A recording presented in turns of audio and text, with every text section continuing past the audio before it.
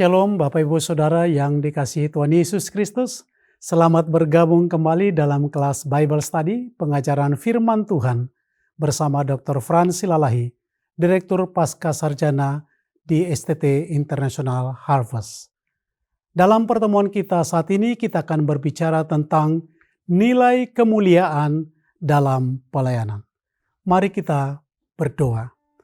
Bapa, kami bersyukur kalau saat ini kami boleh melanjutkan kelas Bible Study ini. Kami percaya bahwa kami terus bertumbuh di dalam iman dan pengenalan akan Tuhan Yesus Kristus dan mengenal isi hati Tuhan di dalam kehidupan kami. Karena itu Bapa, biarlah Engkau yang mengurapi kami, memberikan hikmat marifat, supaya kami boleh mengenal Engkau lewat firman Tuhan. Hanya di dalam nama Tuhan Yesus Kristus kami berdoa dan mengucap syukur. Amin. Saudaraku, pada saat ini kita akan berbicara tentang nilai kemuliaan dalam pelayanan.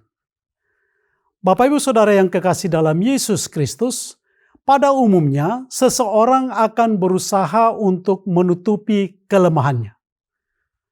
Contoh sederhana saudara, kalau Anda sedang melakukan foto bersama atau Anda selfie sendiri. Ketika Anda melihat foto Anda tidak bagus, maka Anda akan delete. Ketika Anda mengupload foto di Facebook misalnya saudara, Anda pasti akan mengupload foto-foto yang terbaik. Itu sebabnya banyak orang mengatakan bahwa kebahagiaan di Facebook tidaklah seperti aslinya. Tapi semua foto-foto yang kita buat di Facebook semuanya adalah hal-hal yang membahagiakan. Dan memang saudaraku, bahwa pada umumnya seseorang akan berusaha untuk terlihat kuat sekalipun dia sedang di dalam kelemahan atau dalam keadaan lemah. Kita berusaha terlihat menjadi orang yang kuat. Apalagi hamba-hamba Tuhan saudara.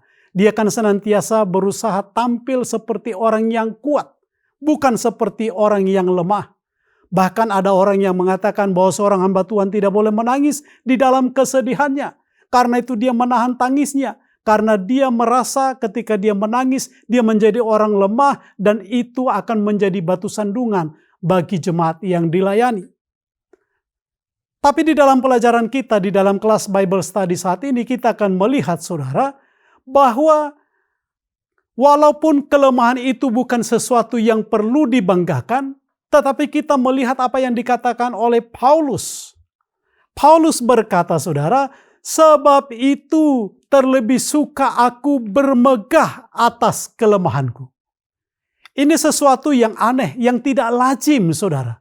Bagaimana Paulus berkata, sebab itu terlebih suka aku bermegah atas kelemahanku. Mengapa saudara? Paulus memberikan alasan saudara. Kalau kita perhatikan di dalam ayat 9 dikatakan bahwa kuasa Allah menjadi sempurna di dalam kelemahan Paulus. Kuasa Allah menjadi sempurna di dalam kelemahan Paulus. Karena ketika dia lemah, kuasa Allah semakin nyata. Paulus bersandar sepenuhnya kepada Allah. Karena dia sadar, dia tahu di dalam kelemahannya, dia tidak bisa berbuat apa-apa tanpa pertolongan dan kuasa dari Allah. Masih di dalam ayat yang sama dikatakan, ketika Paulus lemah, kuasa Kristus turun menaunginya. Itu yang membuat Paulus mengatakan bahwa aku lebih suka di dalam kelemahan karena kuasa Allah menjadi sempurna dan kuasa Kristus turun menaunginya, melingkupinya, memeliharanya. Dan itu menjadi alasan mengapa Paulus bermegah lebih suka di dalam kelemahannya. Saudaraku, di dalam ayat 10 dikatakan bahwa Paulus benar-benar menjadi kuat. Ketika dia merasa lemah, merasa tidak berdaya, dia justru benar-benar menjadi kuat. Kalau Anda perhatikan tenses yang digunakan di situ adalah verb present indikatif aktif. Artinya apa saudara? Bahwa pada saat Paulus merasa lemah, maka pada saat itu nyata bahwa dia akan menjadi benar-benar kuat karena pertolongan Tuhan. Itu nyata, saudara. Tenses yang digunakan present di dalam keadaan saat dia lemah, dan itu adalah indikatif aktif. Memang nyata, sungguh-sungguh dia menjadi kuat. Paulus benar-benar merasakan kekuatan dari Allah. Paulus benar-benar merasakan bahwa kuasa Kristus turun menaungi dirinya, dan itu yang membuat dia setiap hari menjadi benar-benar kuat. Nah, saudara, kelemahan di dalam pelayanan hanya akan memancarkan kemuliaan Kristus. Itu yang dikatakan oleh Paulus, saudara. Dan itu yang membuat dia bermegah di dalam Kristus. Karena itu di dalam kelas kita saat ini, kita akan berbicara tentang nilai kemuliaan di dalam pelayanan. Didasarkan pada ketika kita merasa lemah, pada saat itulah kita akan memancarkan kemuliaan Kristus. Karena kasih Kristus menaungi kita. Kita akan berbicara tentang nilai kemuliaan di dalam pelayanan. Hal yang pertama, saudara, pelayanan memberitakan penglihatan dan penyataan yang diterima dari Tuhan itu dengan kebenaran. Pada pasal 12 ayat 1 sampai 6.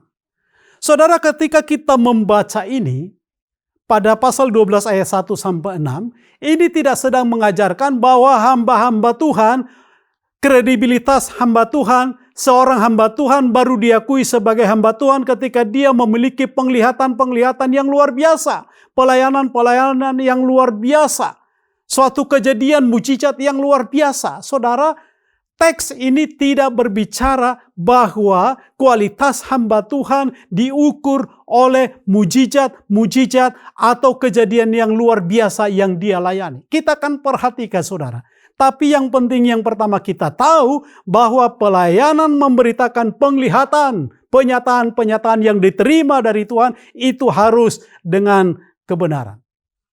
Saudara, apa yang terjadi di dalam kehidupan Paulus? Paulus mengatakan 14 tahun yang lalu, ketika dia menuliskan surat itu, 14 tahun yang lalu, apa yang terjadi? Bahwa dia diangkat ke tingkat yang ketiga di sorga, dan dia melihat Firdaus. Bagaimana kita tahu, saudara, bahwa itu adalah dia? Karena kalau kita perhatikan, bahwa orang Kristen yang dimaksudkan oleh Paulus di dalam ayat 2 adalah dirinya sendiri. Kita bisa melihat itu di dalam ayat 7 yang menunjukkan itu adalah dirinya sendiri. Dan di dalam ayat 6, Paulus berkata, sebab sekiranya aku hendak bermegah juga. Ayat 6, itu menggunakan verb aorist subjuntif aktif. Yang menunjukkan, saudara, bahwa sesungguhnya Paulus tidak bermaksud untuk bermegah atau menyombongkan dirinya. Itu sebabnya dia mengatakan, aku mengenal seseorang. Tapi di dalam ayat 7 itu menunjukkan bahwa itu adalah pengalaman Paulus. Saudara, jangan bangga dengan apa yang engkau alami, engkau nikmati. Tapi banggalah terhadap Tuhanmu. Sebagai hamba Tuhan, kita bangga terhadap Tuhan kita. Bukan bangga terhadap penglihatan, penyataan, mujizat yang kita terima. Banggalah terhadap Tuhanmu, bukan pada pemberiannya. Banggalah terhadap Tuhanmu, bukan pada mujizat yang dia lakukan, saudara. Kita harus lebih bangga kepada pemberi mujizat daripada mujizat itu sendiri.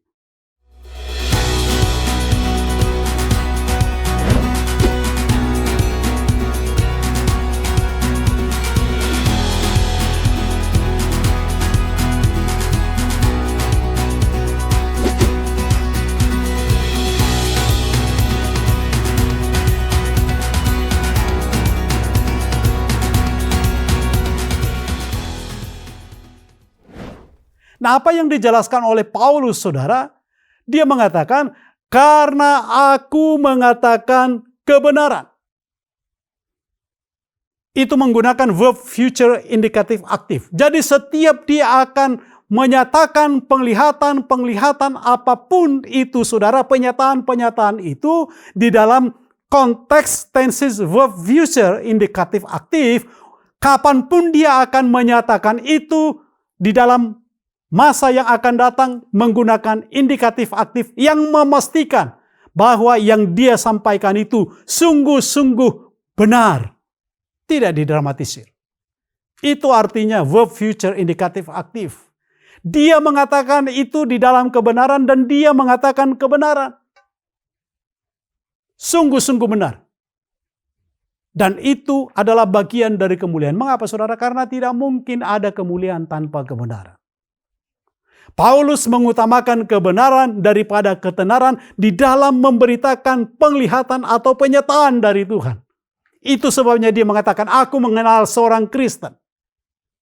Ingat saudara, tidak ada kemuliaan tanpa kebenaran. Dan kebenaran yang dikemukakan bukan untuk ketenaran, tapi untuk kemuliaan Tuhan. Itu yang harus kita perhatikan. Itu yang harus sungguh-sungguh kita perhatikan. Bagian yang kedua saudara, ayat 7 sampai ayat 10 dari pasal 12 ini, pelayanan dalam naungan kuasa Kristus. Apa artinya saudara? Paulus sebagai hamba Tuhan yang luar biasa. Semua orang mengakui bahwa Paulus adalah hamba Tuhan yang luar biasa. Tetapi hamba Tuhan yang luar biasa itu mengalami penderitaan yang luar biasa juga. Dan ini menjadi sangat penting. Jangan pernah berpikir ketika engkau menjadi hamba Tuhan yang luar biasa maka engkau tidak akan mengalami penderitaan. Penderitaan yang luar biasa justru bisa membuat engkau menjadi hamba Tuhan yang luar biasa. Itu sebabnya saudara, jangan pernah mengeluh ketika engkau mengalami penderitaan. Karena itu bisa Tuhan jadikan engkau menjadi hamba Tuhan yang luar biasa. Masih di dalam ayat 7 dikatakan bahwa penderitaan yang dialami Paulus adalah untuk mencegah dia menyombongkan diri. Saudara, perhatikan ini baik-baik. Pengalaman pahit. Mungkin engkau pernah disingkirkan, mungkin engkau pernah dilecehkan. Ingat bahwa itu akan menolong engkau untuk senantiasa rendah hati. Itu akan menolong engkau untuk senantiasa supaya terlepas mencegah engkau dari kesombongan diri. Dan itu yang terjadi kepada Paulus dan itu terjadi kepada hamba-hamba Tuhan yang luar biasa. Itu terjadi kepada setiap hamba Tuhan termasuk saya dan saudara. Karena itu jangan pernah berkecil hati. Jangan pernah merasa ditinggalkan Tuhan karena engkau menderita, engkau mengalami penderitaan. Karena Tuhan bisa memakai itu untuk memperlengkapi engkau, melatih engkau menjadi hamba Tuhan yang luar biasa. Saudara, Paulus tidak pura-pura menderita. Dia sangat benar-benar menderita. Dia sungguh-sungguh menderita. Itu sebabnya sampai 3 kali dia memohon kepada Tuhan agar utusan iblis yang membuatnya menderita itu undur atau meninggalkannya. Paulus sudah tidak tahan lagi saudara, tapi dia tidak putus asa. Tapi dia memohon sampai 3 kali memohon kepada Tuhan supaya Tuhan membuat iblis itu meninggalkannya, supaya iblis itu undur daripadanya utusannya itu saudara. Karena dia sudah tidak sanggup menghadapi penderitaan itu. Dan itu manusiawi saudara. Ketika kita mengalami penderitaan, kita juga memohon kepada Tuhan supaya Tuhan melepaskan kita dari penderitaan. Itu manusiawi. Tetapi sebagai umat Tuhan, sebagai orang Kristen, sebagai hamba Tuhan, ketika Tuhan berkata tidak, engkau harus tunduk terhadap perkataan Tuhan. Jangan kecewa saudara. Ada begitu banyak hamba Tuhan orang Kristen menjadi kecewa ketika doanya ditolak oleh Tuhan. Ditolak artinya ketika Tuhan berkata tidak terhadap doamu. Tapi apa yang dikatakan oleh Tuhan? Apa jawaban Tuhan? Tuhan mengatakan, cukuplah kasih karuniaku bagimu. Itu yang dikatakan oleh Tuhan, saudara. Dalam hal ini, Tuhan tidak mengabulkan permohonan Paulus. Tuhan tidak mengabulkan permintaan Paulus bukan karena Tuhan tidak sanggup, saudara. Tapi karena Tuhan punya rencana yang lebih baik. That God store the best for him. Tuhan menyediakan yang terbaik baginya. Itu sebabnya Tuhan mengatakan, cukuplah kasih karuniaku bagimu. Saudara, kita harus memperhatikan kata cukup di dalam teks ini bukan arti sudah selesai. Bukan itu artinya, saudara. Kata cukup di sini menggunakan verb present indikatif aktif. Itu artinya bahwa kasih karunia Tuhan itu setiap hari cukup baginya. Kasih karunia Tuhan itu pasti cukup untuk mengatasi penderitaannya setiap hari. Itu yang sedang dijelaskan di dalam teks ini. Bukan berarti kasih karunia Tuhan over, sudah selesai. Bukan, saudara. Kasih karunia yang diberikan oleh Tuhan itu setiap hari kepada Paulus itu cukup sehingga itu sanggup menolong Paulus untuk menghadapi persoalannya. Karena kuasa Kristus menaungi dia. Saudara, untuk memudahkan kita memahami hal ini tentang kasih karunia yang cukup itu, di dalam verb present indikatif aktif itu, saudara, kalau Anda mau makan siang, makan malam, atau sarapan pagi saudara, Anda harus makan secukupnya. Mengapa? Karena Anda akan membutuhkan itu besok atau lusa. Anda tidak bisa makan hari ini untuk kebutuhan minggu depan, apalagi bulan depan. Itu artinya cukup, saudara. Jadi setiap hari itu dicukupkan. Verb present indikatif aktif itu. Nah, mengapa itu menjadi sangat penting? Karena ketika kita diberikan oleh Tuhan berkatnya, penyertaannya, pertolongannya cukup setiap hari, itu akan membuat kita senantiasa bergantung kepada Tuhan. Saudara perhatikan bahwa setiap hari secara terus-menerus Tuhan memberikan kasih karunia-Nya kepada Paulus dan Tuhan memberikan kasih karunia-Nya setiap hari kepada kita supaya kita setiap hari bergantung kepada Tuhan. So what we call that God stored the best for you, yang terbaik, mengapa Tuhan tidak membuat utusan iblis undur daripadanya supaya Paulus setiap hari bergantung kepada Tuhan. Itu sangat penting, Bapak Ibu Saudara yang kekasih di dalam Tuhan Yesus Kristus. Jadi bukan karena Tuhan tidak sanggup, tidak mampu atau tidak ingin membuat Paulus senang, tapi karena ada yang terpenting. Yang terpenting itu adalah bergantung setiap hari kepada Tuhan. Itu yang terpenting dari segala sesuatu. Jadi Bapak Ibu Saudara yang terkasih dalam Yesus Kristus, ketika engkau berdoa, engkau meminta kepada Tuhan. Memang jawaban doa bisa ya, bisa tidak, bisa tunggu. Tapi ketika jawabannya adalah tidak, itu bukan karena Tuhan tidak mengasihi engkau. Tapi karena ada yang lebih penting yang mau Tuhan berikan bagimu. Ketika Tuhan berkata tidak terhadap doamu, percayalah bahwa Dia adalah Tuhan yang baik.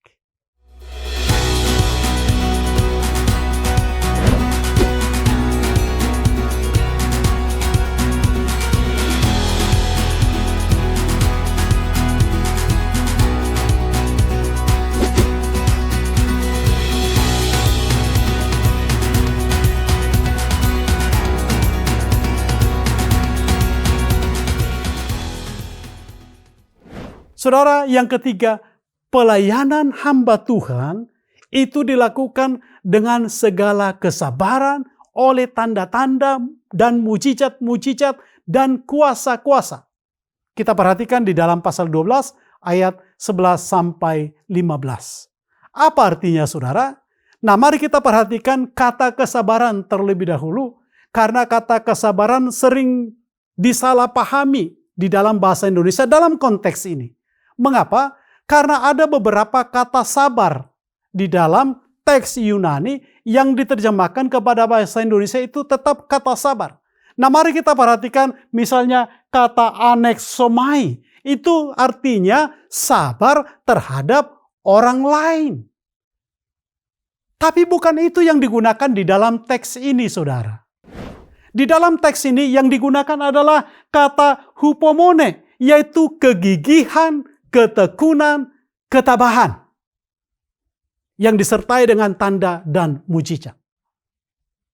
Penekanannya adalah pada kata kesabaran, bukan sabar terhadap orang lain, tetapi kesabaran yaitu kegigihan, ketekunan, dan ketabahan ini.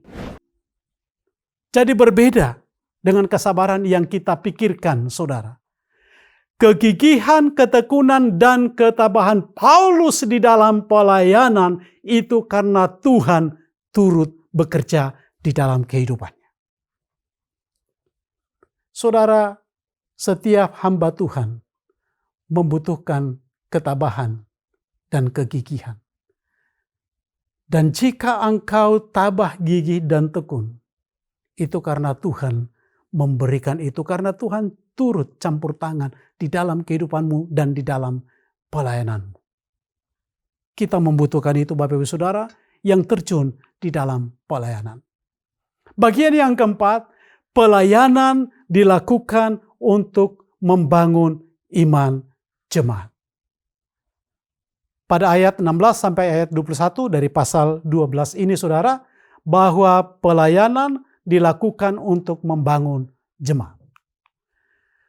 Saudaraku, apa yang terjadi di dalam kehidupan Paulus? Kita lihat di dalam ayat 20. Di situ dikatakan bahwa di dalam jemaat sering muncul berbagai persoalan. Ada kecurigaan, ada iri hati, ada fitnah, ada amarah, ada gosip, ada keangkuhan, saudara. Ada perselisihan. Saudara bisa melihat di dalam jemaat apapun, sehebat apapun gereja itu, bisa muncul hal-hal ini.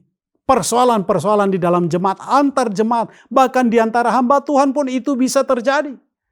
Jika bukan kecurigaan, iri hati, fitnah, bisa terjadi juga keangkuhan, dan itu menimbulkan perselisihan.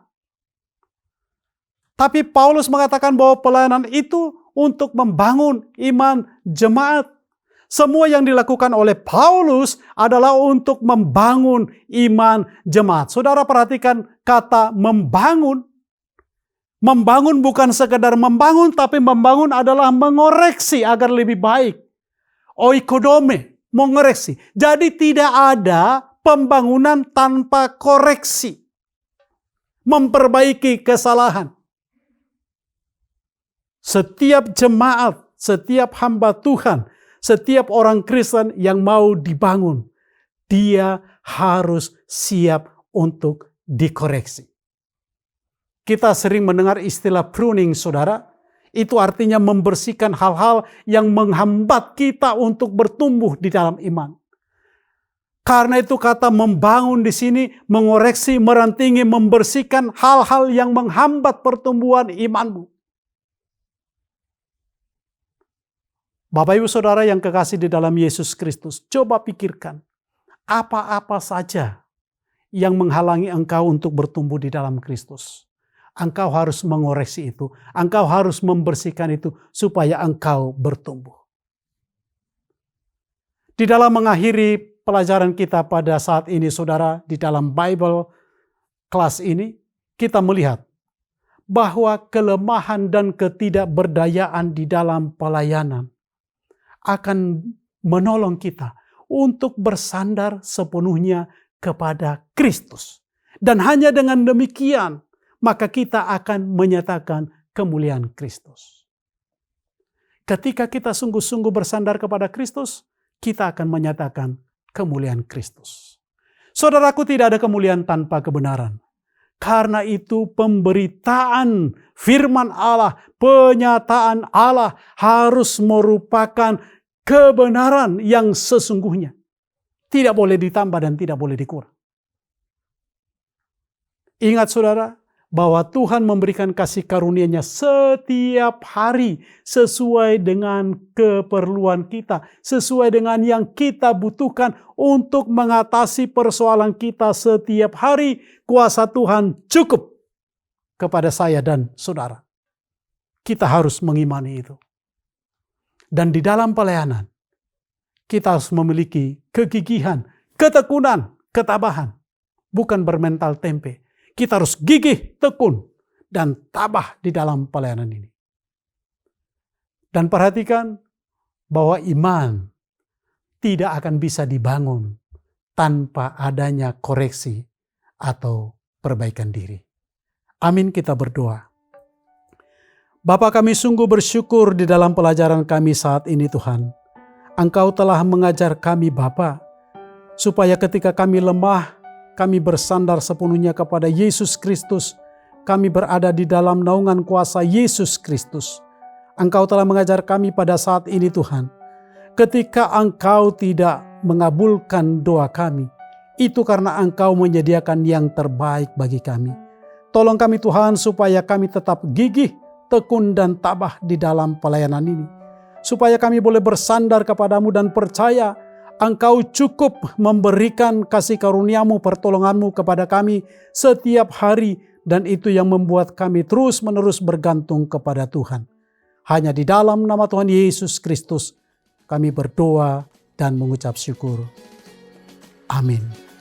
Tuhan Yesus memberkati.